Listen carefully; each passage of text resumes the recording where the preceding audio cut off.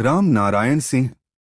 सुनील चौधरी ने दरवाजा धक्का देकर खोला, विहान को एक नजर डाली और सबसे पहले अंदर चले गए। अथर्व उसके पीछे पीछे कार्यालय में चला गया। कमरे की सजावट अप्रत्याशित रूप से सरल थी। वहां न तो कोई भव्य सजावट थी, न ही संग्रहणीय वस्तुओं का कोई चकाचौंध भरा संग्रह। वहां केवल एक बड़ी ऑफिस डेस्क, कुछ मेहमानों के सोफे और किताबों की अलमारियों से भरी एक पूरी दीवार थी। किताबों की अलमारियां विभिन्न सैन्य ग्रंथों और ऐतिहासिक दस्तावेजों से भरी हुई थीं। डेस्क के पीछे एक दुबला-पतला बूढ़ा आदमी बैठा था। उन्होंने बिना किसी सैन्य प्रतीक चिन्ह के एक ग्रे रंग का झोंगशान सूट पहना हुआ था। उनके बाल पहले से ही सफेद हो चुके थे और उनका चेहरा समय के प्रभाव से ढका हुआ था। वह देखने में बिल्कुल भी ग्रेट शिया मिलिट्री डिपार्टमेंट के शीर्ष पर खड़े मार्शल जैसा नहीं लग रहा था। वह देखने में पड़ोस के किसी साधारण दादाजी जैसा लगता था। लेकिन जैसे ही अथर्व की निगाहें उससे मिलीं, उसका दिल अनायास ही एक धड़कन चूक गया। वे किस तरह की आंखें थीं? शांत और गहन, मानो उसमें एक विशाल तारों भरा आकाश समाया है। फिर भी उनकी दृष्टि बाज की तरह तेज थी, मानो वे दुनिया के सभी भ्रमों को भेद सकती हों। अथर्व को ऐसा महसूस हुआ कि उसकी हर सोच उन आंखों की निगाहों के नीचे छिपने की जगह नहीं पा रही थी। मार्शल। सुनील चौधरी डेस्क तक गए, अपनी एड़ियों को आपस में टकराया और एक मानक सैन्य सलामी दी। उनकी आवाज गूंज उठी। राम नारायण सिंह ने धीरे से अपना सिर उठाया, उनकी पैनी निगाहें विहान पर पड़ी। वह कुछ नहीं बोला, बस चुपचाप देखता रहा। अथर्व को एक अदृश्य दबाव महसूस हो रहा था, मानो कोई पहाड़ उसे घेर रहा हो। यह जानबूझकर जारी की गई आभा नहीं थी, बल्कि वर्षों तक उच्च पद पर रहने और जीवन और मृत्यु की शक्ति का प्रयोग करने के बाद उत्पन्न हुई एक स्वाभाविक विवशता थी। सुनील चौधरी वहीं खड़ा रहा, उसके माथे से पसीने की बारीक बूंदें टपक रही थीं। वह सांस लेने की भी हिम्मत नहीं कर पा रहा था। यह पहली बार था जब उसने मार्शल को किसी युवक की इस तरह से बारीकी से जांच करते देखा था।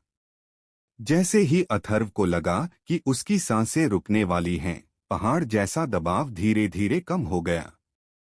राम नारायण सिंह के चेहरे पर सौम्य मुस्कान थी। उसने इशारा किया, तुम विहान हो है ना? बैठना। उनकी आवाज कर्कश थी, लेकिन स्नेह से भरी हुई थी। अथर्व ने विहान को सोफे पर शांति से बैठने के लिए नियंत्रित किया, लेकिन उसका दिल उतना शांत नहीं था जितना वह दिखाई दे रहा था। ग्रेट शिया मिलिट्री गॉड द्वारा उस पर डाला गया दबाव उस समय के दबाव से भी अधिक था जब उसने सेनलुओ के स्वामी सरफराज का सामना किया था। मार्शल, यह विहान है। सुनील चौधरी ने तुरंत परिचय दिया। अथर्व ने भी विहान को नियंत्रित करते हुए थोड़ा झुककर अभिवादन किया। उनका स्वर न तो विनम्र था और न ही अभिमानी। विहान मोहित सिंह को नमस्कार करता है। राम नारायण सिंह अपने कार्यालय की कुर्सी से उठे और धीरे धीरे विहान के सामने चले गए। वह कुछ नहीं बोला, बस एक बार विहान के चारों ओर घूमकर उसे ऊपर से नीचे तक देखता रहा। उसकी दृष्टि मांस को भेदकर हड्डियों तक पहुंचने की क्षमता रखती थी। कुछ क्षण बाद उसने सिर हिलाया, उसके चेहरे पर संतुष्टि भरी मुस्कान थी। हम बुरा नहीं है। लंबा और सीधा, साफ आंखों वाला। वह एक सुंदर युवक है। उसने विहान के कंधे पर थपथपाया और उन दोनों को सोफे पर बैठने का इशारा किया। कृपया बैठिए, मेरे साथ इतना औपचारिक होने की कोई आवश्यकता नहीं है। उन तीनों के बैठने के बाद राम नारायण सिंह ने स्वयं उन दोनों के लिए चाय डाली और फिर धीरे धीरे बोलना शुरू किया। मैं बातों को घुमा फिराकर कहने वालों में से नहीं हूं। मैंने इस बार आपको सबसे पहले यहाँ इसलिए बुलाया क्योंकि मैं आपसे मिलना चाहता था। उसने अपनी चाय का कप उठाया, उसकी निगाहें धीरे से विहान पर टिकी हुई थीं। यह देखना दिलचस्प होगा कि किस तरह का नौजवान चांगफेंग जैसे बच्चे से इतनी उच्च प्रशंसा प्राप्त कर सकता है। जब से आप शाही राजधानी में आए हैं, तब से मेरा यही इरादा था, लेकिन विभिन्न मामलों के कारण अब तक इसमें देरी होती रही। वह थोड़ी देर रुका, फिर विषय बदल दिया और उसकी आंखें गंभीर हो गईं। दूसरा, मैं आपसे आपकी भर्ती के बारे में बात करना चाहता हूं। यद्यपि डोंगलाई आपको शाही राजधानी में ले आया है, सैद्धांतिक रूप से आप अभी तक हमारे सैन्य विभाग के सदस्य नहीं हैं। उसने विहान की आंखों में देखते हुए एक एक शब्द स्पष्ट रूप से पूछा। तो अब मैं आपसे औपचारिक रूप से पूछ रहा हूं, विहान, क्या आप हमारे ग्रेट शिया सैन्य विभाग में शामिल होने के इच्छुक हैं? अथर्व ने बिना किसी झिझक के विहान को नियंत्रित किया। वह धीरे धीरे खड़ा हुआ, उसका चेहरा पहले से कहीं अधिक गंभीर था। चूंकि मैं जनरल उस्मान अख्तर के साथ शाही राजधानी जाने को तैयार था, इसलिए मुझे विश्वास है कि मार्शल, आप मेरा मतलब समझ गए होंगे।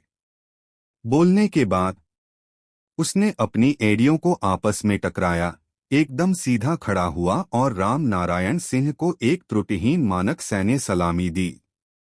हर हरकत शक्ति से भरपूर थी। आए विहान, मैं ग्रेट शिया सैन्य विभाग में शामिल होने के लिए इच्छुक हूं। ग्रेट शिया की रक्षा के लिए मैं असंख्य मौतों से भी पीछे नहीं हटूंगा। दफ्तर में एक बुलंद आवाज गूंजी। अच्छा अच्छा अच्छा। राम नारायण सिंह ने अपने सामने खड़े युवक को देखा, उनकी गहरी आंखों में स्पष्ट प्रशंसा और खुशी झलक रही थी। उसके चेहरे की झुर्रियां सिकुड़कर गुलदाउदी जैसी मुस्कान में बदल गईं। वह भी खड़ा हो गया, अपना हाथ आगे बढ़ाया और विहान से मजबूती से हाथ मिलाया।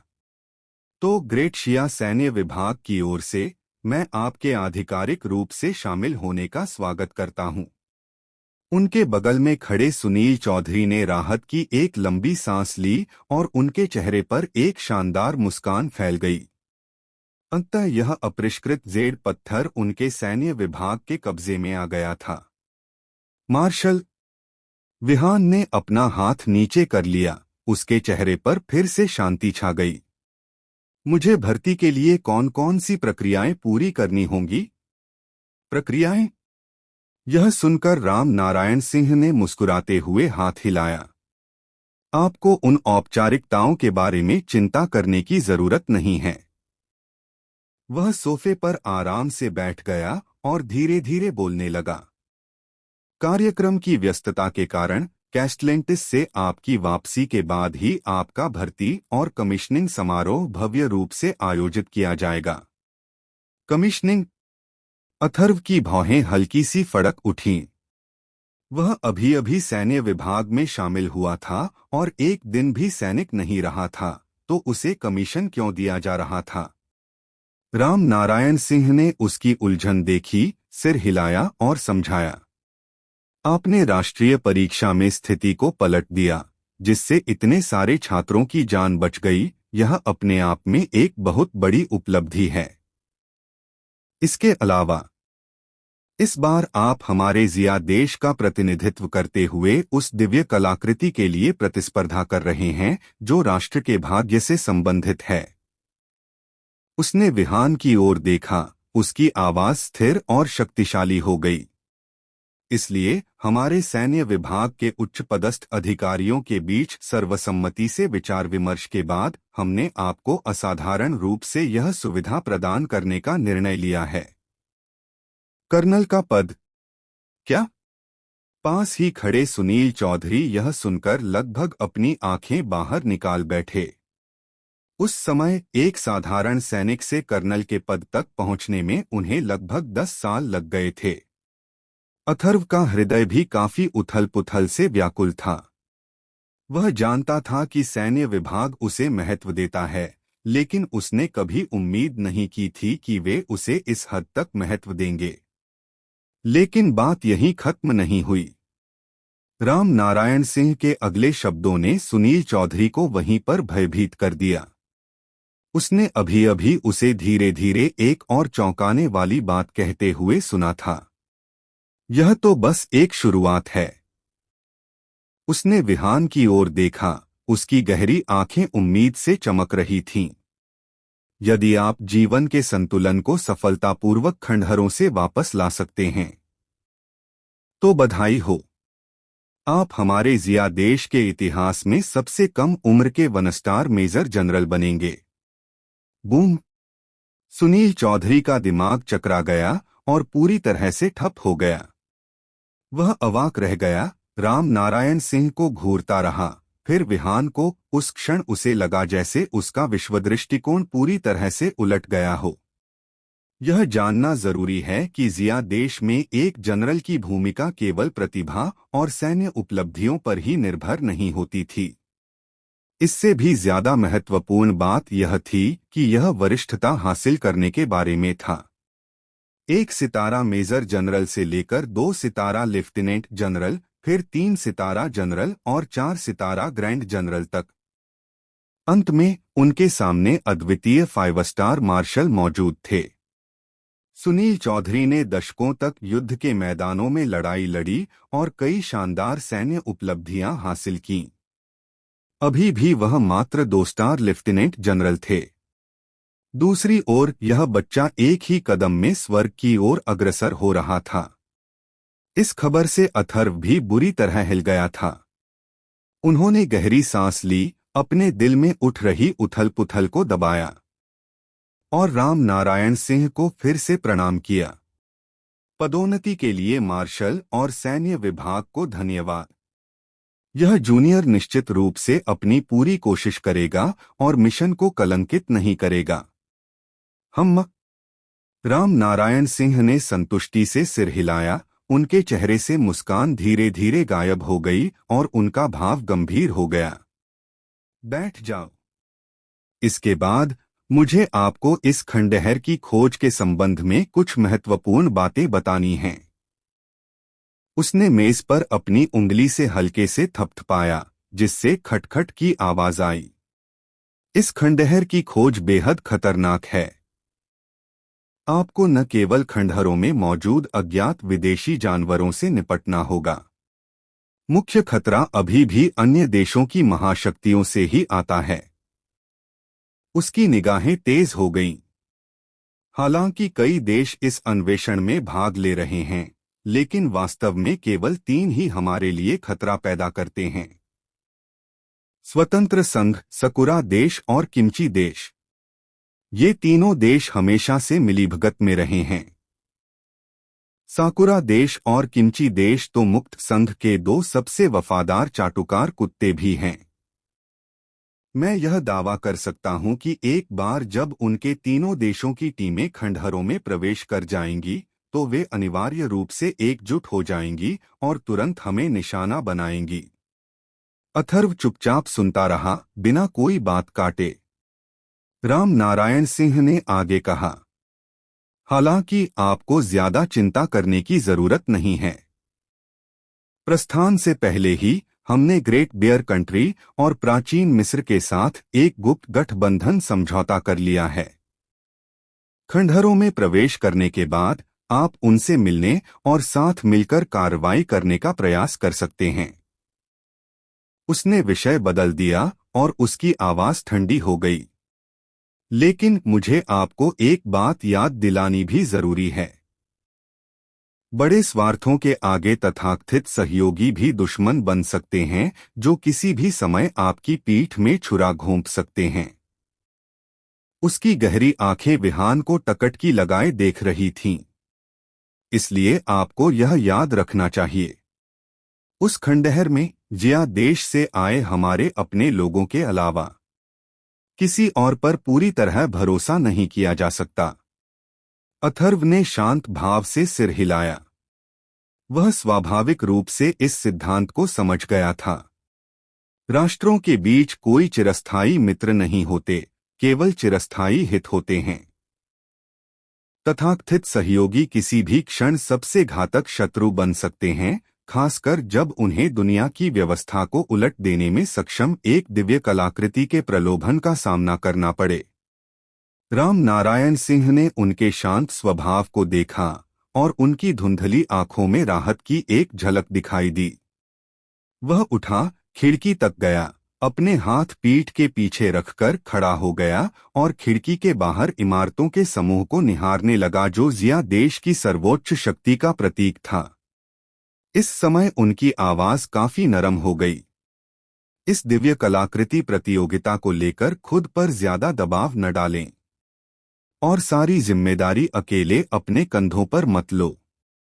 राम नारायण सिंह धीरे से मुड़े, उनकी गहरी निगाहें विहान पर टिकी हुई थीं। बस अपना सर्वश्रेष्ठ प्रदर्शन करो। आपको सुरक्षा पर ध्यान देना चाहिए।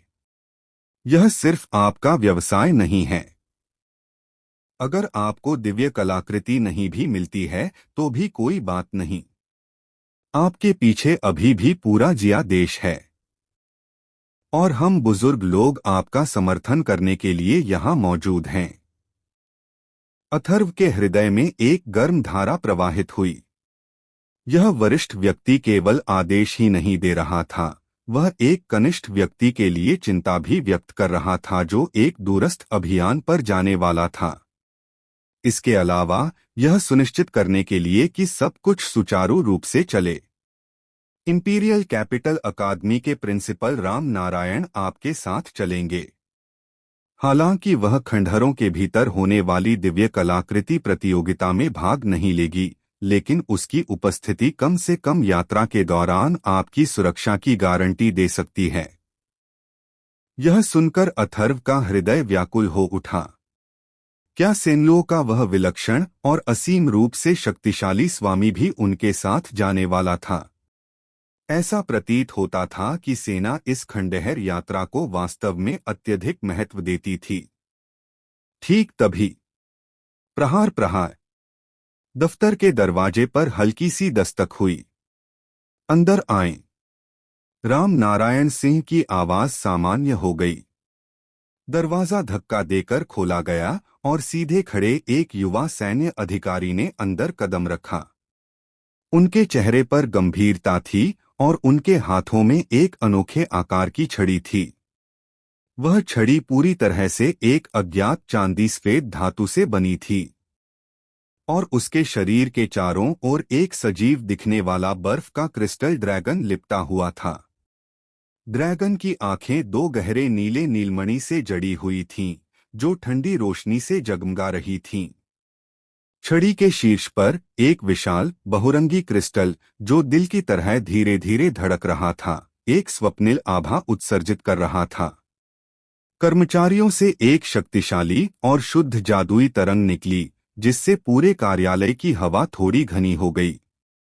राम नारायण सिंह ने अधिकारी को सिर हिलाकर सहमति दी। अधिकारी समझ गया और स्थिर कदमों से चलते हुए उसने सम्मानपूर्वक अपना राजदंड प्रस्तुत किया। विहान। राम नारायण सिंह के चेहरे पर एक बार फिर सौम्य मुस्कान लौट आई। यह सेना की ओर से सम्मान का एक छोटा सा प्रतीक है। रैंक 40 के उत्कृष्ट गुणवत्ता वाले कर्मचारी। मुझे उम्मीद है कि यह दिव्य कलाकृति प्रतियोगिता में आपके लिए कुछ मददगार साबित होगा। विहान को नियंत्रित करते हुए अथर्व ने राम नारायण सिंह को गहरे प्रणाम किया। धन्यवाद मार्शल। उन्होंने अनावश्यक शिष्टाचार का सहारा नहीं लिया और कर्मचारियों को अपने साथ ले जाने के लिए हाथ बढ़ाया। छूने पर यह हल्का ठंडा महसूस हुआ, लेकिन बिल्कुल भी ठंडा नहीं था, बल्कि इसमें एक गर्म जेड जैसी बनावट थी। सूचनाओं का एक विशाल प्रवाह अचानक उसके दिमाग में उमड़ पड़ा।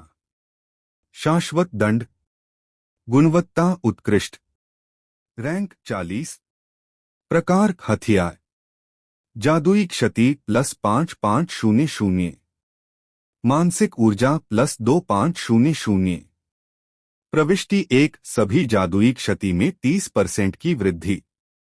दूसरी प्रविष्टि कवच भेदन, लक्ष्य के जादुई प्रतिरोध के 20% को अनदेखा करता है। तीसरी प्रविष्टि कौशल की कूलडाउन अवधि 20% कम कर दी गई है। प्रविष्टि 4 नियंत्रण कौशल की अवधि 100% बढ़ा दी गई। पांचवी प्रविष्टि जब भी कोई कौशल किसी लक्ष्य पर प्रहार करता है तो 1% माना बहाल हो जाता है। विशेषता 1 आत्मा भंडारण हथियार में एक जादुई कौशल को संग्रहित कर सकता है जिसे किसी भी समय जारी किया जा सकता है। इस उपकरण का विवरण पढ़ने के बाद अथर्व तुरंत उत्साह से भर गया, जैसा कि सैन्य मार्शल से अपेक्षित था। इस स्टाफ के गुण बिल्कुल उच्च कोटि के थे, विशेषकर 5वीं प्रविष्टि और पहली फीचर फिल्म। इनके साथ विहान की निरंतर युद्ध क्षमता और अचानक होने वाले नुकसान की क्षमता दोनों में गुणात्मक छलांग लगेगी। सभी उत्कृष्ट गुणवत्ता वाले कर्मचारियों में यह शाश्वत प्रतिबंध निश्चित रूप से एक शीर्ष स्तरीय अस्तित्व था। मार्शल साहब, आपकी उदारता के लिए धन्यवाद। अथर्व ने एक बार फिर सिर झुकाया, उनकी आवाज में ईमानदारी झलक रही थी। हाँ हाँ हाँ। राम नारायण सिंह ने हाथ हिलाया, उनकी मुस्कान और भी खिल उठी। कड़ी मेहनत करो जिया, देश का भविष्य आपकी पीढ़ी पर निर्भर करेगा। उसने दीवार पर लगी घड़ी पर नजर डाली और सुनील चौधरी को हाथ हिलाकर अभिवादन किया। ठीक है, अब देर हो रही है। डोंगलाई, उसे वापस ले जाओ ताकि वह अच्छे से आराम कर सके। कल सुबह समय पर प्रस्थान करें। जी हाँ मार्शल। सुनील चौधरी ने आदरपूर्वक अभिवादन किया और विदाई लेकर कार्यालय से चले गए। पलक झपकते ही अगली सुबह हो गई।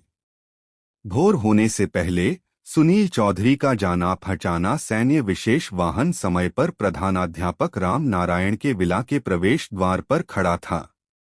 जब अथर्व विहान को नियंत्रित करते हुए कार का दरवाजा खोला, उन्होंने पाया कि प्रधानाचार्य राम नारायण पहले से ही कार के अंदर बैठे हुए थे। आज उसने अपने साधारण सूती कपड़े उतारकर एक गहरे हरे रंग का चोला पहन लिया था जिस पर नाजुक पैटर्न की कढ़ाई की गई थी, और उसके चांदी जैसे बाल एक प्राचीन लकड़ी की हेयरपिन से करीने से ऊपर की ओर गुंथे हुए थे। वह पहले की तुलना में कम सुस्त और अधिक गरिमामय लग रही थी। हालांकि उसके बूढ़े झुर्रीदार चेहरे पर न पिघलने वाली बर्फ की एक परत जमी हुई थी। ऐसा प्रतीत हो रहा था कि लंबी यात्रा पर जाने के कारण उस बुजुर्ग महिला का मूड कुछ ठीक नहीं था। वह चुपचाप खिड़की से बाहर के नजारे को देखती रही, एक शब्द भी नहीं बोली। इसके चलते कार के अंदर का तापमान कई डिग्री तक गिर गया। अथर्व और सुनील चौधरी ने एक दूसरे की ओर देखा। उनमें से किसी ने भी इस महत्वपूर्ण व्यक्ति को उकसाने की हिम्मत नहीं की, इसलिए वे दोनों मिलकर चुप ही रहे। वाहन तेजी से आगे बढ़ा और जल्दी ही शाही राजधानी के सैन्य विभाग के उस क्षेत्र में पहुंच गया जो विशेष रूप से बड़े सैन्य हवाई जहाजों को पार्क करने के लिए बनाया गया था। स्टील के दैत्यों की तरह दिखने वाले हवाई जहाज विज्ञान कथा और शक्ति की भावना से परिपूर्ण विशाल रनवे पर चुपचाप खड़े थे, और सबसे सुव्यवस्थित और विशाल हवाई जहाजों में से एक के नीचे एक टीम पहले से ही तैयार खड़ी थी। वह टीम बड़ी नहीं थी, उसमें केवल लगभग 20 लोग ही थे, लेकिन हर व्यक्ति से एक उग्र और शक्तिशाली आभा निकल रही थी। स्पष्टतः वे सभी सैन्य अभिजात वर्ग से सावधानी पूर्वक चुने गए शक्तिशाली व्यक्ति थे। वे साथी थे जो इस बार विहान के साथ कैस्टलेंटिस के खंडहरों में जाएंगे। अथर्व को थोड़ा आश्चर्य इस बात पर हुआ कि मार्शल राम नारायण सिंह भी उन्हें विदा करने स्वयं आए थे। राम नारायण सिंह को देखकर सरफराज के चेहरे के भाव में मामूली सुधार आया, लेकिन कार से सबसे पहले बाहर निकलते समय भी उसने अपना चेहरा भावहीन बनाए रखा। अपनी सूखी हुई बेल की छड़ी का सहारा लेकर वह सीधे राम नारायण सिंह की ओर चल पड़ी। तुम्हारा उपनाम झाओ है। अगर मैं इन युवाओं के साथ जाने के लिए सहमत नहीं होता, क्या तुम जीवन भर मुझसे छिपने और कभी न मिलने की योजना बना रहे थे? जैसे ही ये शब्द बोले गए, आसपास मौजूद सभी लोग अचानक जम गए। जो सैनिक मूल रूप से अंतिम जांच कर रहे थे, उन सभी ने अपने कान खड़े कर लिए, हालांकि उनकी निगाहें इस दिशा में जाने की हिम्मत नहीं कर रही थीं। राम नारायण सिंह के आमतौर पर शांत रहने वाले बूढ़े चेहरे पर शर्मिंदगी का एक दुर्लभ संकेत दिखाई दिया। उसने बनावटी मुस्कान बिखेरी, उसकी आवाज कोमल थी। सरफराज, तुम क्या बात कर रहे हो? मैं तुमसे कैसे छिप सकता था? मैं तो आजकल बहुत व्यस्त हूँ, मुझे बहुत सारे काम निपटाने हैं। बकवास। सरफराज ने बिना किसी औपचारिकता के उसे बीच में ही रोक दिया। उसकी सूखी हुई बेल की छड़ी जमीन पर भारी आवाज के साथ पटक दी। तुम मुझे चिढ़ाने वाले समझते हो और जानबूझकर मुझसे बचते हो। मैं तुमसे कह रहा हूं, जाओ, छिपने का कोई फायदा नहीं। जो तुमने मुझसे उस समय वादा किया था। खांसी खांसी। राम नारायण सिंह ने जल्दी से 2 बार खांसा, जिससे उसके अगले शब्द बीच में ही रुक गए। उसका चेहरा बेबसी से भरा हुआ था। उसने आसपास मौजूद उन जूनियर लोगों पर नजर डाली जो देखना तो चाहते थे, लेकिन हिम्मत नहीं कर पा रहे थे, और उसने अपनी आवाज धीमी कर ली। ठीक है, इतने सारे लोग देख रहे हैं, उन्हें कोई मजाक मत देखने दो। वह थोड़ा और करीब झुक गया, उसकी आवाज में थोड़ी सी विनती झलक रही थी। कैसलैंटिस से लौटने के बाद इसके बारे में क्या ख्याल है? मैं विशेष रूप से 3 दिनों के लिए आपके साथ आने के लिए छुट्टी ले लूंगा, क्या यह ठीक रहेगा? सरफराज ने उसकी बातों पर नाक सिकोड़ी, और आखिरकार उसका तनावग्रस्त चेहरा थोड़ा नरम पड़ गया। हम अब ठीक लग रहा है। उसने राम नारायण सिंह की ओर देखा और एक और वाक्य जोड़ा, मेरे जंगल की ओर। ठीक है, जैसा आप कहें। राम नारायण सिंह ने बार बार सिर हिलाया, मानो कोई बच्चा गलती कर बैठा हो। आसपास मौजूद सभी सैन्य अधिकारियों और सैनिकों ने चुपचाप अपने सिर नीचे कर लिए, आंखें झुका लीं, मानो उन्होंने कुछ सुना ही न हो। लेकिन उनके थोड़े कांपते हुए कंधों से यह बात साफ झलक रही थी कि वे सभी उस समय अपनी हंसी को दबाने की पूरी कोशिश कर रहे थे। उन्हें शुरू में ही पता चल गया था कि मोहित सिंह और प्रधानाचार्य सुभाष के बीच शिकायतों का एक अस्पष्ट उलझाव था। अब इसे अपनी आंखों से देखकर यह अफवाह वास्तव में प्रामाणिक थी। अथर्व अपने सामने के दृश्य को देख रहा था और उसे यह काफी मनोरंजक लग रहा था। उन्हें उम्मीद नहीं थी कि सेनलुओ के इस स्वामी का, जो आमतौर पर दुर्गम और सनकी प्रतीत होता था, मोहित सिंह के सामने इतना स्त्रीत्वपूर्ण पक्ष होगा। ऐसा प्रतीत होता है कि इन दोनों महान गुरुओं की युवावस्था में कोई अनकही कहानी रही होगी। राम नारायण सिंह के झुर्रीदार बूढ़े चेहरे पर शर्मिंदगी का एक दुर्लभ संकेत दिखाई दिया। उसने गला साफ किया और झट से विषय बदलते हुए उसकी निगाहें विहान पर पड़ी। विहान, इधर आओ। विहान को नियंत्रित करते हुए अथर्व आगे बढ़ा। राम नारायण सिंह ने अपना हाथ आगे बढ़ाया और रनवे पर पहले से ही एकत्रित टीम की ओर इशारा किया। उनकी आवाज फिर से अपने सामान्य स्थिर स्वर में लौट आई। ये आपके वे साथी हैं जो आपके साथ कैस्टलेंटिस जाएंगे। वह थोड़ी देर रुका, उसकी आवाज में गर्व का हल्का सा भाव था। उनमें से हर एक कभी न कभी विभिन्न शीर्ष अकादमियों में सबसे प्रतिभाशाली छात्र रहा था। ये सभी एस क्लास प्रोफेशन के उपयोगकर्ता हैं। स्नातक होने के बाद उन्हें गुप्त रूप से सेना द्वारा भर्ती कर लिया गया, और वे हमारे जिया देश के असली तुरुप के पत्तों में से एक हैं। राम नारायण सिंह की निगाहें विहान की ओर तेज हो गईं, और उन्होंने प्रत्येक शब्द स्पष्ट और दृढ़ स्वर में बोला, अब मैं इन सभी को आपके हवाले करता हूं।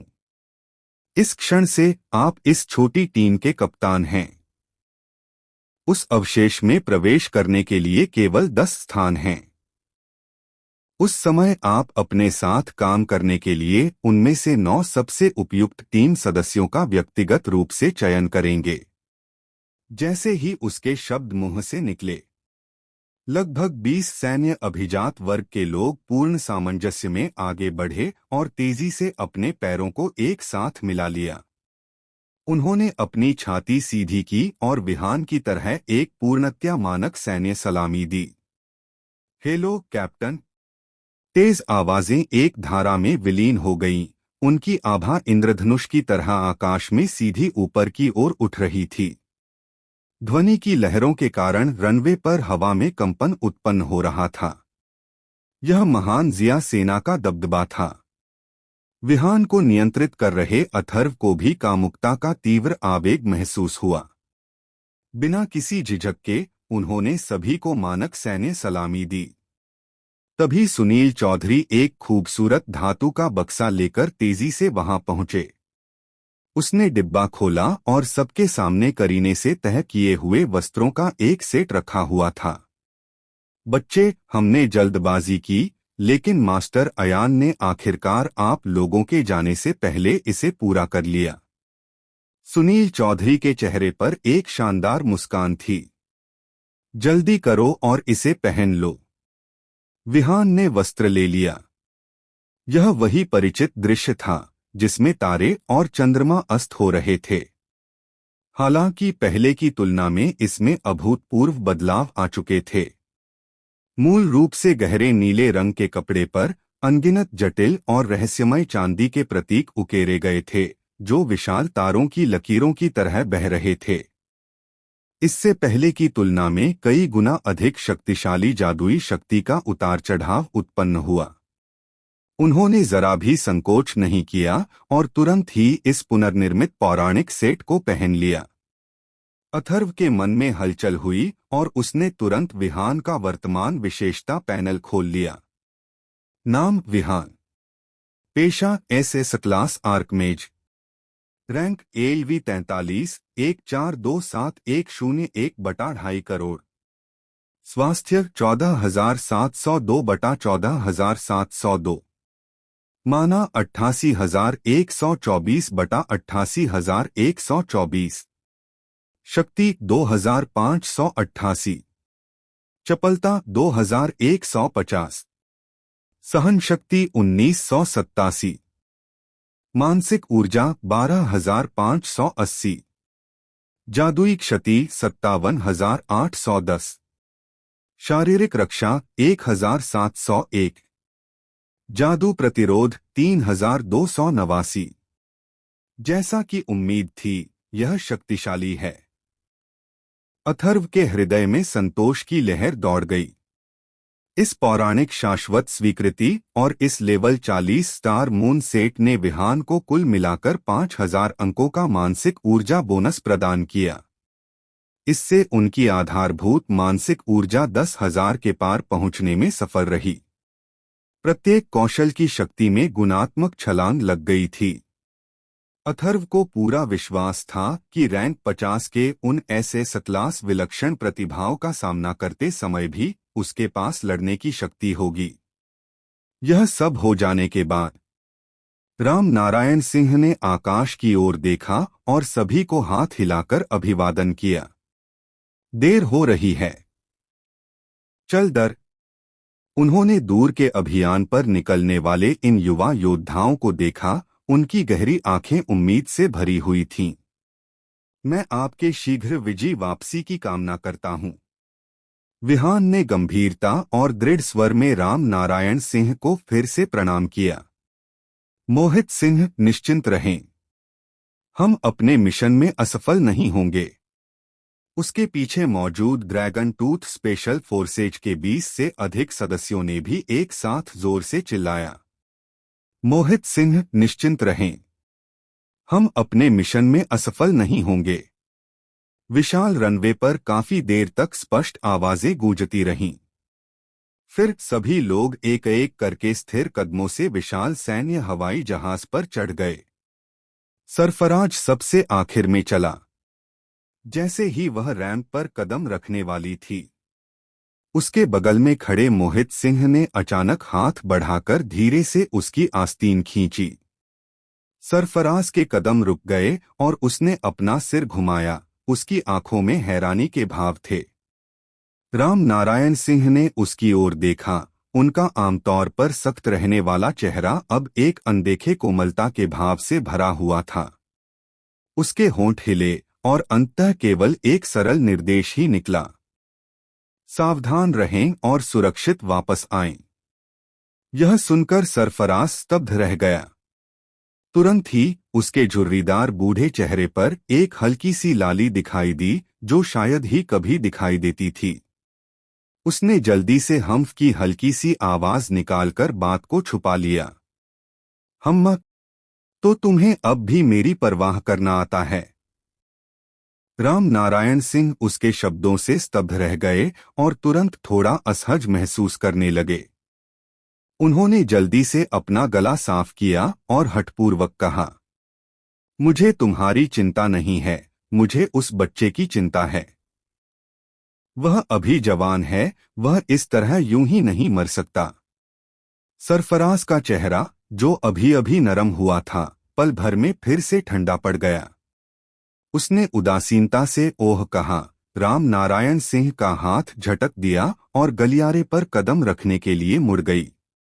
ऊपर से एक धीमी आवाज आई, चिंता मत करो। अगर मेरी मृत्यु भी हो जाए तो भी मैं यह सुनिश्चित करूंगा कि वह सुरक्षित रहे। राम नारायण सिंह असहाय होकर सिर हिलाते हुए उस आकृति को केबिन के दरवाजे में गायब होते हुए देखते रहे। भनभनाहट। विशालकाय हवाई यान का इंजन धीमी गूंज के साथ दहाड़ रहा था। जहाज के निचले हिस्से से एक शक्तिशाली वायु प्रवाह निकला, जिससे धूल से भरा आकाश उड़ गया। विशालकाय इस्पात का दानव धीरे धीरे जमीन से अलग हुआ और लगातार ऊपर की ओर बढ़ता गया। यह कुछ क्षणों के लिए रनवे के ऊपर चक्कर लगाता रहा, मानो अंतिम विदाई दे रहा हो। फिर अचानक जहाज का ढांचा कांप उठा और चांदी की रोशनी की एक धारा में बदल गया, जो बादलों को चीरते हुए पूर्व दिशा में अनंत नीले आकाश की ओर तेजी से बढ़ गई। राम नारायण सिंह और सुनील चौधरी कंधे से कंधा मिलाकर खड़े थे, ऊपर की ओर देख रहे थे। क्षितिज में विलीन होते हुए प्रकाश के उस छोटे से बिंदु को काफी देर तक निहार रहे थे, जब तक कि प्रकाश पूरी तरह से गायब न हो जाए। उनके बगल में खड़े सुनील चौधरी ने शरारती अंदाज में हंसते हुए कहा, हे मार्शल, आप प्रिंसिपल सुभाष की इतनी परवाह करते हैं, फिर हमेशा बातों को घुमा फिराकर क्यों कहते हैं? अगर तुम उस समय अधिक स्पष्टवादी होते तो शायद अब तक तुम्हारा बच्चा मेरी उम्र का होता। राम नारायण सिंह ने चिढ़कर जवाब दिया, बड़ी हो गई हो क्या? अब तो मेरी आलोचना करने की भी हिम्मत कर रही हो। जाओ, जो करना है करो, मुझे यहाँ परेशान करना बंद करो। विशाल असीम सागर पर एक विशालकाय सैन्य हवाई जहाज, जो एक विशाल चांदी की भेल की तरह दिखता था, बादलों को चीरता हुआ पूर्व दिशा की ओर स्थिर गति से बढ़ रहा था। शाही राजधानी से उनके प्रस्थान के बाद 2 दिन बीत चुके थे। नीरस यात्रा के कारण डेक पर तैनात ड्रैगन टूथ स्पेशल फोर्सेज के सदस्य, जो सतर्कता के लिए जिम्मेदार थे, कुछ हद तक लापरवाह हो गए थे। छोटे बालों वाला एक युवा सैनिक रेलिंग पर झुककर नीचे फैले नीले आकाश को निहार रहा था और आह भरे बिना नहीं रह सका। सच कहूं तो समुद्र का यह नजारा वाकई बहुत खूबसूरत है। मैं हर दिन ट्रेनिंग कैंप में ही रहता था, मैं लगभग भूल ही गया था कि बाहरी दुनिया कैसी दिखती है। उसके बगल में खड़े एक हट्टे-कट्टे सांवले रंग के आदमी ने यह सुना, उसकी ओर देखा और स्थिर स्वर में बोला, सावधान रहो हिम्मत सिंह। यह समुद्री क्षेत्र शांत नहीं है। समुद्र में रहने वाले लोग जमीन पर रहने वालों की तुलना में कहीं अधिक खतरनाक हैं। अगर हम सावधान नहीं रहे तो हमारा हवाई जहाज समुद्र में खींचकर मछलियों का भोजन बन सकता है। हिम्मत सिंह नाम के युवा सैनिक ने यह सुना और तिरस्कारपूर्ण ढंग से मुंह फुला लिया। डरने की क्या बात है, भाई वांग। हमारे विमानयान में प्रधान राम नारायण और कप्तान विहान सवार हैं। 2 SS क्लास पेशेवरों की निगरानी में भला किस तरह का बदमाश परेशानी खड़ी करने की हिम्मत करेगा। बोलते समय उन्होंने अपनी आवाज धीमी कर ली, मानो उनमें थोड़ी जिज्ञासा झलक रही हो। यह अजीब बात है। ये दोनों बड़े लोग जब से एयरशिप में चढ़े हैं तब से अपने कमरों में ही हैं। उन्होंने अपना चेहरा तक नहीं दिखाया है। क्या सभी SS क्लास प्रोफेशंस को थोड़ी बहुत सामाजिक चिंता होती है? वांग भाई के नाम से जाने जाने वाले उस हट्टे-कट्टे आदमी ने यह सुना। उसके चेहरे के भाव थोड़े बदल गए और उसने तुरंत हिम्मत सिंह का मुंह ढकने के लिए हाथ बढ़ाया। मैं तुम्हें सलाह देता हूं, बच्चे, कि तुम जो बोलते हो उस पर ध्यान दो। वह हिम्मत सिंह के कान के और करीब झुक गया और अपनी आवाज को और भी धीमा कर दिया। हालांकि मैं कैप्टन विहान के व्यक्तित्व को नहीं जानता, लेकिन प्रधानाध्यापक सुभाष अपनी तुच्छता के लिए कुख्यात हैं। अकादमी में वापस आकर किसी नासमझ लड़के ने उसके पीठ पीछे उसके बारे में बात की और अंदाजा लगाओ कि क्या हुआ। हिम्मत सिंह की आंखें चौड़ी हो गईं और वह उत्सुकता से उसकी ओर देखने लगा। भाई वांग के चेहरे पर थोड़ी देर के लिए भय का भाव दिखाई दिया। अगले दिन उस आदमी को अकादमी के द्वार पर आकाश से गिरी एक बेल से लटका दिया गया और 3 दिन और 3 रात तक कोड़े मारे गए। कहा जाता है कि चीखें मीलों दूर तक सुनाई दे रही थीं। अगर उसने वो सब सुन लिया जो तुमने अभी कहा, तो शायद इस सफर में तुम्हें आसानी नहीं होगी। हिम्मत सिंह भय से कांप उठा। उसने जल्दी से अपना मुंह बंद कर लिया और ढोल की तरह अपना सिर हिलाने लगा। ठीक तभी फुफकारो। पास के बादलों के पीछे से तेज चुभने वाली फुफकार की एक श्रृंखला सुनाई दी, जिसके साथ ही हवा को चीरते हुए पंखों के हिंसक फड़फड़ाने की आवाज भी आई। भाई वांग का चेहरा तुरंत गंभीर हो गया। उन्होंने तेजी से अपना सिर घुमाया और आवाज की दिशा में देखने लगे। कुछ तो हो रहा है। लगभग उसी क्षण जब उनके शब्द मुंह से निकले, घने बादलों से अचानक एक विशाल काली छाया फूट पड़ी, मानो कोई चलता फिरता काला बादल हो जो तेजी से हवाई जहाज की ओर नीचे की ओर दबाव डाल रहा हो। यह सैकड़ों विशालकाय टेरोडैक्टाइल जैसे उड़ने वाले से बना एक विशाल राक्षसी झुंड था। उनकी लाल आंखें रक्त पिपासा की आग से जल रही थीं और उन्होंने अपने नुकीले दांतों से भरे विशाल मुंह खोलकर कान फाड़ देने वाली दहाड़े मारी। दुश्मन का हमला। ये लेवल 35 के गहरे समुद्र के भूतिया चमगादड़ हैं। डेक पर मौजूद सभी सैनिक तुरंत युद्ध की मुद्रा में आ गए। पूरे एयरशिप में खतरे की घंटियां बजने लगीं। भनभनाहट। एक हल्के नीले रंग की ऊर्जा ढाल, जो एक उल्टे विशाल कटोरे की तरह दिखती थी, ने तुरंत पूरे हवाई जहाज को घेर लिया। जैसे ही ढाल बनी, वैसे ही उन निडर गहरे समुद्र के भूतिया चमगादड़ों ने उस पर जोरदार हमला कर दिया। Bang bang bang. ढाल पर लगातार धीमी धमक की आवाजें गूंज उठीं। प्रत्येक प्रहार से ढाल पर तीव्र ऊर्जा की लहरें उत्पन्न हुईं। हवाई जहाज का ढांचा भी थोड़ा सा हिल गया। वहां बहुत सारे हैं। भाई वांग ने भौहें चढ़ाई। उसने पहली बार उड़ने वाले का इतना विशाल झुंड देखा था। विभिन्न व्यवसायों से जुड़े लोगों, तैयार हो जाओ। सबसे बड़े और शक्तिशाली राक्षसों पर हमला करने को प्राथमिकता दें। डेक पर 1 दर्जन से अधिक पेशेवर निशानेबाजों ने तुरंत अपनी अपनी जगह ले ली।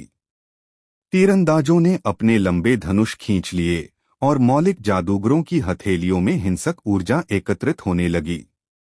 ठीक उसी समय जब वे अपना हमला शुरू करने वाले थे, उनके पीछे बंद केबिन के दरवाजे के अंदर से एक स्पष्ट और शांत आवाज सुनाई दी। निषिद्ध मंत्र 1000 मील की बर्फीली सी। जैसे ही शब्द गिरे, एक अदृश्य अप्रतिरोध्य पूर्ण शून्य एक फूटती हुई बाढ़ की तरह सभी दिशाओं में फैल गया, जिसका केंद्र हवाई यान था। क्रैक क्रैक, ऐसा लग रहा था मानो इस समय पूरी दुनिया थमसी गई हो। हवा संघनित हुई और बादल जम गए। सैकड़ों गहरे समुद्र के भूत चमगादड़ों के चेहरों पर व्याप्त उग्रता और पागलपन, जो ढाल पर उन्मादपूर्वक हमला कर रहे थे, हमेशा के लिए जम गए। रंगीन आभा उत्सर्जित करते हुए क्रिस्टल जैसे साफ बर्फ के क्रिस्टलों की एक परत ने उन्हें दृश्य गति से पूरी तरह से ढक लिया। अगले ही पल पंख खो चुके पक्षियों की तरह दिखने वाली वे सजीव बर्फ की मूर्तियां पकौड़ी की तरह खड़खड़ाहट के साथ ऊंचाई से नीचे नीले समुद्र की ओर गिर पड़ी। विशाल लहरें उठती हुई महज एक सांस में भयानक रूप से आतंकित करने वाला और आकाश पर छा जाने वाला राक्षसों का झुंड बिना किसी निशान के गायब हो गया। कुछ ही गहरे समुद्र के भूत चमगादड़, जो थोड़ी दूरी पर थे और सौभाग्य से बच गए थे, ने बेहद भयभीत होकर चीख मारी, अपनी पूंछ घुमाई और घबराकर भाग गए। पलक झपकते ही आकाश में गायब हो गए। देख पर सन्नाटा छा गया। सभी लोग हमले के लिए तैयार मुद्रा में खड़े रहे, अपनी जगह पर जमे हुए अवाक रह गए। बकवास। हिम्मत सिंह का मुंह खुला रह गया। उसकी आंखें पीतल की घंटियों की तरह चौड़ी हो गईं और उसका धनुष जमीन पर गिर पड़ा। उसने खाली आकाश की ओर देखा, फिर नीचे समुद्र पर मौजूद अनगिनत बर्फ के टुकड़ों की ओर देखा। उसे ऐसा लग रहा था जैसे उसका दिमाग इसे पूरी तरह से समझ नहीं पा रहा है। सब खत्म हो गया। क्रीक। उसके पीछे केबिन का दरवाजा धीरे धीरे खुल गया। एक लंबा चौड़ा व्यक्ति स्थिर कदमों से बाहर निकला। यह विहान था। उसने एक बिल्कुल नया तारा चंद्रमा वस्त्र धारण कर लिया था और अपने हाथों में बर्फ के ड्रैगन से लिपटे शाश्वत स्वीकृति के डंडे को पकड़े हुए था। उसका चेहरा शांत था। ऐसा लग रहा था मानो उसने अभी अभी जो दुनिया को नष्ट करने वाला निषिद्ध मंत्र पढ़ा था, वह महज एक छोटा सा आग का गोला था जिसे उसने लापरवाही से फेंक दिया था। देख पर मौजूद सभी लोग अचानक वास्तविकता में लौट आए। उन्होंने शांत और संयमित आकृति को देखा। उनकी आंखें अवर्णनीय सदमे और उत्साह से भरी हुई थीं। क्या यह उनका कप्तान है? क्या यही एसएस अटलास आर्कमेज की असली शक्ति है? यह बहुत मजबूत है। भाई वांग ने सबसे पहले प्रतिक्रिया दी। उन्होंने अपनी पीठ को एकदम सीधा किया, अपने पैरों को एक साथ लाया और त्रुटिहीन मानक सैन्य सलामी के साथ विहान को सलाम किया। साहस हो कप्तान। उसके पीछे मौजूद लगभग 1 दर्जन सैनिकों ने भी उसी का अनुसरण किया। उनकी हरकतें एक समान थीं। साहस हो कप्तान। उनकी आवाजें अब केवल सैन्य आज्ञाकारिता से प्रेरित नहीं थीं, जैसा कि उनकी पहली मुलाकात में थीं, बल्कि वे दिल से निकले थे, एक शक्तिशाली व्यक्ति के प्रति गहरी श्रद्धा से। विहान को नियंत्रित करते हुए अथर्व ने शांतिपूर्वक सभी को सिर हिलाकर अभिवादन किया। हम। उसने दूर आकाश की ओर देखा और पूछा, कैस्टलेंटिस द्वीपसमूह तक कितनी दूर है? साफ सुथरे छोटे बालों वाला एक युवक, जो बहुत सक्षम प्रतीत होता था, तेजी से आगे बढ़ा, सावधान मुद्रा में खड़ा हुआ और रिपोर्ट दी। Captain, reporting. मौजूदा गति से तो हम 2 घंटे में पहुंच जाएंगे। आखिरकार पहुंच ही गए, है ना? विहान की आंखों में एक सूक्ष्म सी हलचल हुई, जिसे पहचानना मुश्किल था। 2 घंटे पलक झपकते ही बीत गए। जब विमानवाहक पोत एक बार फिर बादलों की घनी परत से गुजरा, तो सामने का दृश्य अचानक खुल गया। गहरे हरे रंग के द्वीपों का एक स्पष्ट रूप से परिभाषित समूह, नीलम के शतरंज के बोर्ड पर बिखरे अनगिनत पन्नों की तरह, सबकी दृष्टि में प्रकट हुआ। वह कैस्टलेंटिस द्वीप समूह था। लगभग 200 अलग अलग आकार के द्वीपों से बना एक अद्भुत समुद्री भूभाग। और इस यात्रा के लिए उनका गंतव्य इन द्वीपों में से सबसे बड़ा द्वीप था, युआनबो द्वीप। कैप्टन देखिए। छोटे बालों वाला युवक विहान के पास गया, नीचे स्थित सबसे बड़े द्वीप की ओर इशारा किया और उसका परिचय दिया। यह युआनबो द्वीप है। यह कैस्टलेंटिस द्वीप समूह का एकमात्र द्वीप भी है जहां मानव निवास है। द्वीप पर लगभग 1 लाख निवासी हैं।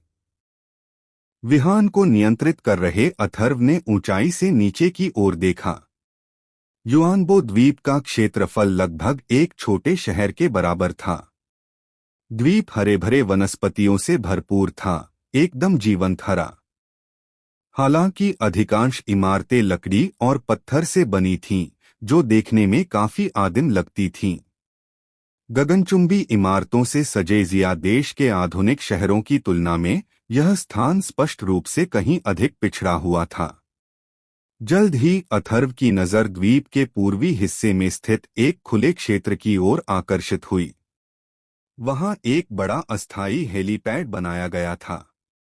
विभिन्न डिजाइनों के कई हवाई जहाज वहां चुपचाप खड़े थे। स्पष्टतः अन्य देशों की टीमें पहले ही पहुंच चुकी थीं। एक हवाई यान विशेष रूप से ध्यान आकर्षित कर रहा था। यह पूरी तरह से सुव्यवस्थित चांदी सफेद धातु से निर्मित था। इसका डिजाइन भविष्यवादी और आक्रामक तत्वों से भरा हुआ था और यह जिया देश के सैन्य हवाई जहाज से भी बड़ा था। और इसके चिकने बाहरी आवरण पर एक विशाल चील का प्रतीक चिन्ह, जिसके पंख उड़ने के लिए फैले हुए थे, एक अभिमानी और दबंग आभा बिखेर रहा था। यह स्पष्ट रूप से फ्री फेडरेशन का हवाई जहाज था। विमान यान धीरे धीरे नीचे उतरने लगा। डेक पर ड्रैगन टूथ स्पेशल फोर्सेज के सदस्य काफी समय से नीचे बने अस्थायी हेलीपैड को देखकर मंत्रमुग्ध थे, विशेषकर फ्री फेडरेशन से संबंधित हवाई जहाज। यह पूरी तरह से चांदी का बना हुआ था, जिस पर एक अतिरंजित डिजाइन बना हुआ था, मानो कोई चांदी का बाज शिकार करने के लिए तैयार हो। धिक्कार है, जैसा कि फ्री फेडरेशन से उम्मीद थी, उनके हवाई जहाज भी इतने दिखावटी हैं। हिम्मत सिंह रेलिंग पर झुककर अपने होठों को चटका रहा था। उनके बगल में बैठे भाई वांग की आंखें गंभीर थीं। यह दिखावटी है, लेकिन उनके पास दिखावटी होने के लिए पर्याप्त पूंजी है। कहा जाता है कि इस बार उन्होंने जिस कप्तान को भेजा है वह थोर है, जिसे गरज का देवता कहा जाता है, और उसकी ताकत भयानक है। हिम्मत सिंह ने मुंह फुला लिया। तो क्या हुआ? हमारा कप्तान भी बुरा नहीं है। उसने केबिन के दरवाजे की ओर पीछे मुड़कर देखा।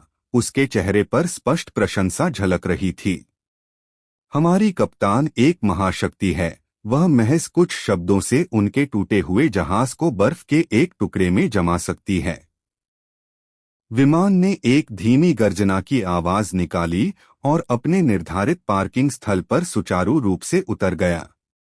भारी केबिन का दरवाजा धीरे धीरे खुला। प्रिंसिपल राम नारायण भावहीन होकर आगे आगे चल रही थीं। उनकी दुर्गम आभा ने आसपास की हवा को कई डिग्री तक ठंडा कर दिया था। विहान उनके पीछे पीछे चल रहा था, जबकि ड्रैगन टूथ स्पेशल फोर्सेज के सदस्य एकदम सटीक संरचना में उसके पीछे कतार बनाकर खड़े थे। जैसे ही वे सीढ़ी से उतरे, ग्रेट शिया मिलिट्री डिपार्टमेंट की वर्दी पहने एक अधेड़ उम्र का आदमी चौड़ी मुस्कान के साथ उनकी ओर बढ़ा। अरे बाप रे! आप सब तो यात्रा से थक गए होंगे।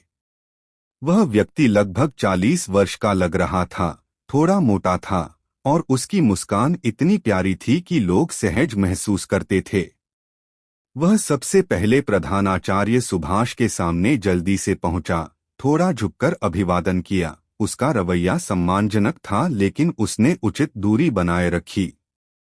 प्रधानाचार्य सुभाष, आपने बहुत मेहनत की है। मैं मुन्ना त्रिपाठी हूँ। इस ऑपरेशन के लिए बाहरी संपर्क अधिकारी मोहित सिंह ने विशेष रूप से निर्देश दिया है कि आपके लिए एक द्वीप पर एक एकांत अलग आंगन की व्यवस्था की गई है, जिससे यह सुनिश्चित हो सके कि कोई भी आपको परेशान नहीं करेगा। अंतः प्रधानाचार्य सुभाष के कठोर चेहरे पर थोड़ी नरमी दिखाई दी। उसने हल्के से सिर हिलाया। वह विचारशील था। इसके बाद मुन्ना त्रिपाठी ने राहत की सांस ली, पीछे मुड़े और उत्साहपूर्वक विहान और ड्रैगन टूथ स्पेशल फोर्सेज के सदस्यों से एक एक करके हाथ मिलाया। ये कैप्टन विहान ही होंगे, है ना? वाकई युवावस्था में ही नायक उभरते हैं। और आप सभी जिया देश के अभिजात वर्ग हैं, आपका स्वागत है।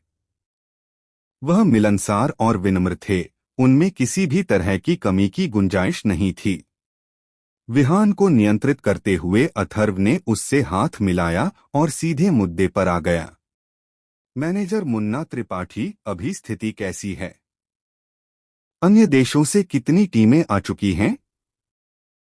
मुन्ना त्रिपाठी की मुस्कान थोड़ी कम हो गई और उनका चेहरा गंभीर हो गया।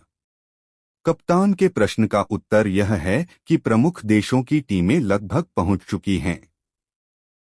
स्वतंत्र संघ, great bear country, sakura country, प्राचीन मिस्र। वह रुका, फिर बोला, और कुछ छोटे देश जो इस मजे में शामिल होना चाहते हैं, वे अभी भी रास्ते में हैं। विचार विमर्श के बाद हमने कल दोपहर को आधिकारिक तौर पर अवशेषों की खोज शुरू करने का निर्णय लिया है। उस समय प्रत्येक देश एक टीम को प्रतियोगिता में भाग लेने के लिए भेज सकता है। यदि किसी टीम में एस क्लास प्रोफेशन है तो लोगों की अधिकतम संख्या 10 है। यदि किसी टीम के पास एस क्लास प्रोफेशन नहीं है तो वे 20 लोगों को भेज सकते हैं। अथर्व समझ गया। इसका उद्देश्य देशों के बीच शक्ति के अंतर को संतुलित करना था, ताकि एस क्लास पेशे से वंचित लोगों को हिस्सा मिलने से भी रोका जा सके। उन्होंने फिर बात की, चूंकि आप पहले से ही जानते हैं कि अवशेष में मौजूद दिव्य कलाकृति जीवन पेंडुलम है, इसलिए आपको अवशेष के आंतरिक भाग की कुछ समझ तो होनी ही चाहिए। अंदर का वातावरण कैसा है? कैप्टन, आपने बिल्कुल सही बात कही है। मुन्ना त्रिपाठी के चेहरे पर गंभीरता और भी बढ़ गई। हमने उस अवशेष को अस्थायी रूप से अनंत सागर नाम दिया है। अवशेष के भीतर की दुनिया हमारे वर्तमान वातावरण से बहुत मिलती जुलती है। जहां तक नजर जाती है, यह लगभग पूरी तरह से महासागर ही है। हालांकि समुद्र में पाए जाने वाले विदेशी जीव बाहर के जीवों की तुलना में कहीं अधिक संख्या में और अविश्वसनीय रूप से भयंकर होते हैं। समुद्र की सतह पर केवल कुछ बिखरे हुए द्वीप ही स्थित हैं, और जीवन का वह झूला उन्हीं द्वीपों में से एक पर स्थित है। मुन्ना त्रिपाठी ने गहरी सांस ली, उनकी आवाज कुछ सब तक नीचे चली गई।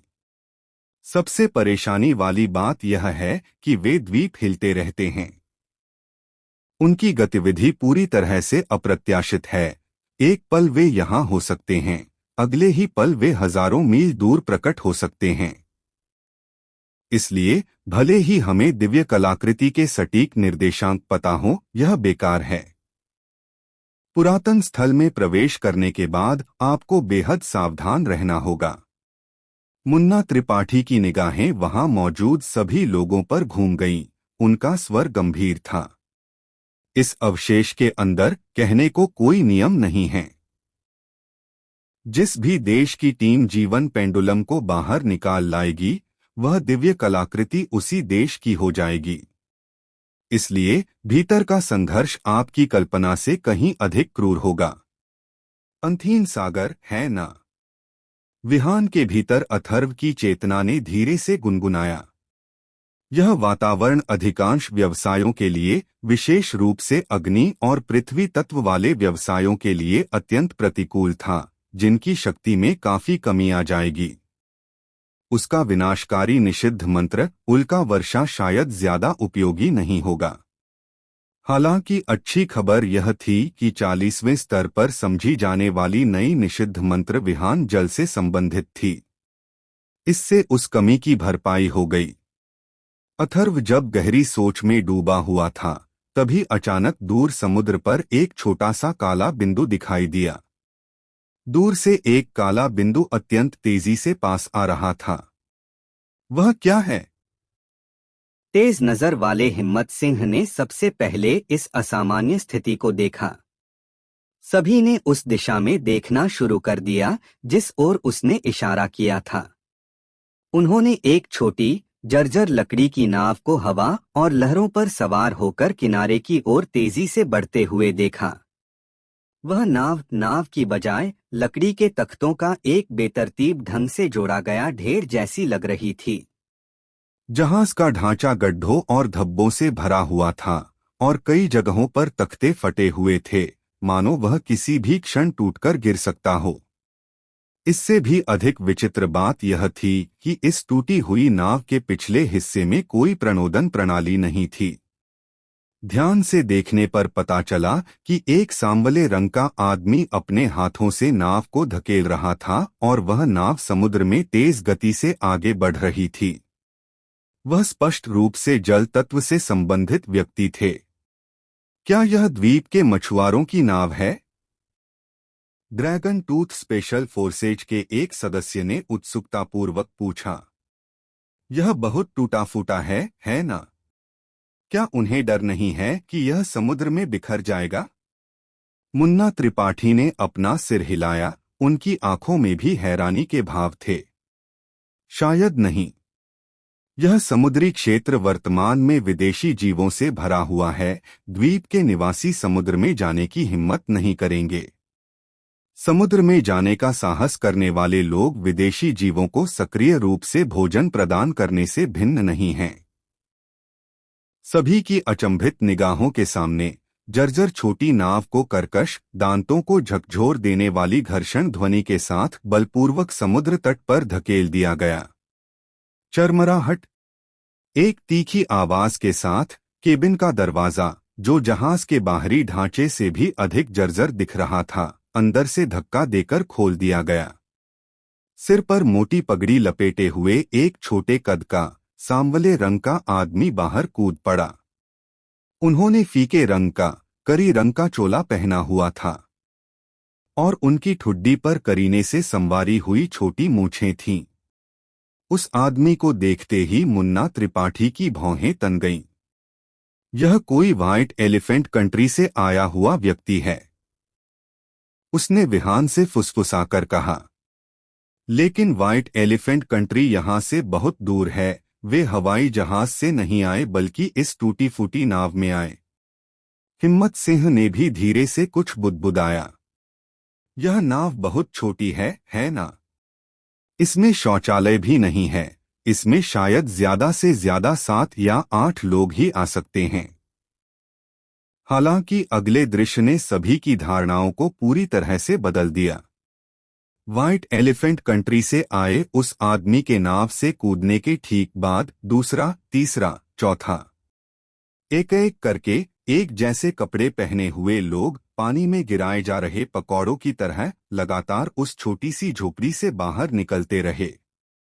3, 5, 10, 20, 30 देख पर ड्रैगन टूथ स्पेशल फोर्सेज के सदस्यों के चेहरों के भाव धीरे धीरे शुरुआती जिज्ञासा से आश्चर्य में बदल गए। जब 40वां व्यक्ति धीरे धीरे केबिन से बाहर निकला और अंगड़ाई ली तो हिम्मत सिंह का मुंह इतना चौड़ा था कि उसमें एक अंडा समा सकता था। उसने अपनी आंखों को जोर से मला और फिर भाई वांग की जांघ को जोर से चुटकी काटी। हिस! मुझे क्यों चुटकी काट रहे हो? भाई वांग दर्द से कराह उठा। भाई वांग, मुझे जल्दी बताओ, क्या मुझे भ्रम हो रहा है? हिम्मत सिंह की आवाज कांप रही थी। उन्होंने ये सब कैसे किया? क्या इस नाव में कोई स्थानिक सरणी अंतर्निहित है? मुन्ना त्रिपाठी के होंठ भी अनियंत्रित रूप से फड़कने लगे। उन्हें लगा कि उनके विश्वदृष्टिकोण को पहले कभी न देखी गई चुनौती का सामना करना पड़ा है। हालांकि बात यहीं खत्म नहीं हुई थी।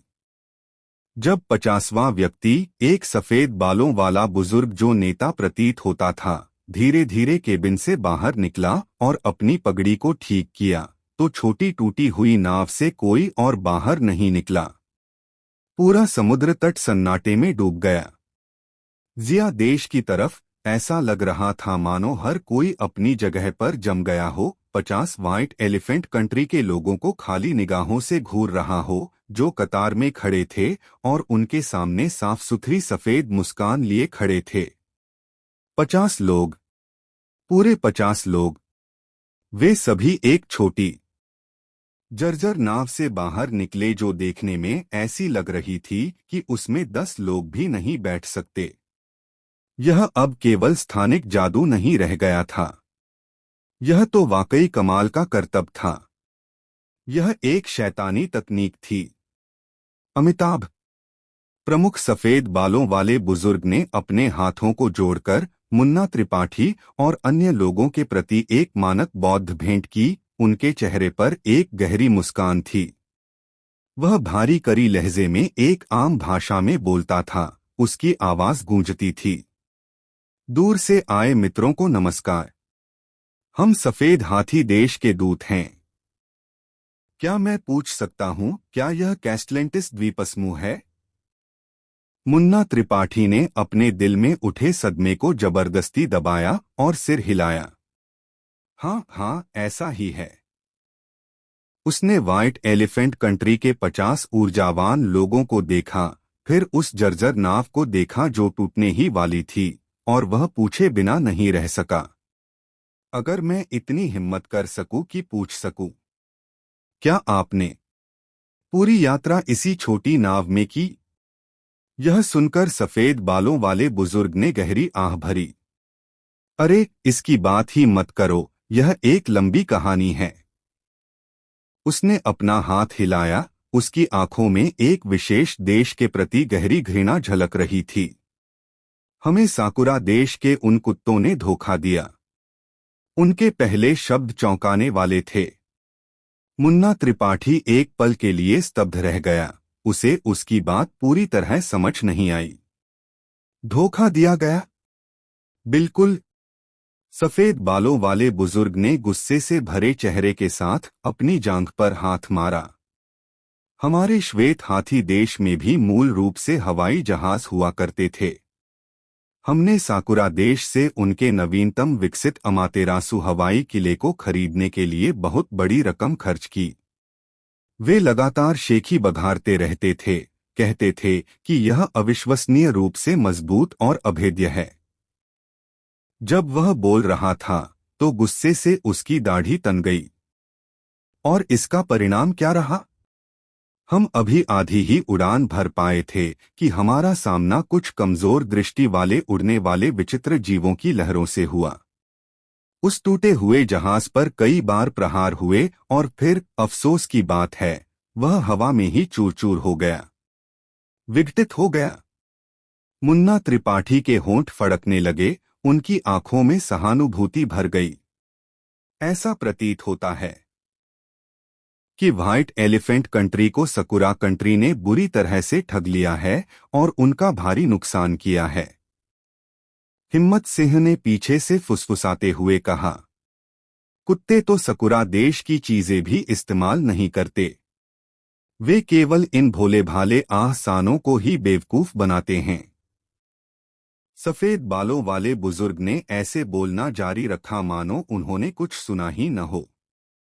सौभाग्य से हमारे सफेद हाथी देश में अपना खुद का जादुई खजाना है। उसने अपने पीछे खड़ी जर्जर नाव की ओर इशारा किया, जो देखने में ऐसी लग रही थी मानो हवा के एक झोंके से ही टूटकर बिखर जाएगी। उसके चेहरे पर स्पष्ट गर्व का भाव था। सौभाग्य से हमारे हवाई जहाज में हमारे श्वेत हाथी देश की सबसे उन्नत गंगा भी थी। इसे हमारे राष्ट्रीय धरोहर स्तर के कारीगरों द्वारा व्यक्तिगत रूप से तैयार किया गया था, जिसमें 39 दिन लगे और इसके लिए गंगा की पवित्र लकड़ी का उपयोग किया गया था जिसे दिव्य तेल में भिगोया गया था।